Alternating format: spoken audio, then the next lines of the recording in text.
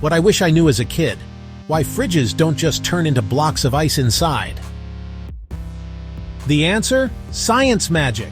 The liquid inside your refrigerator, also called refrigerant, doesn't freeze even below zero because it's special.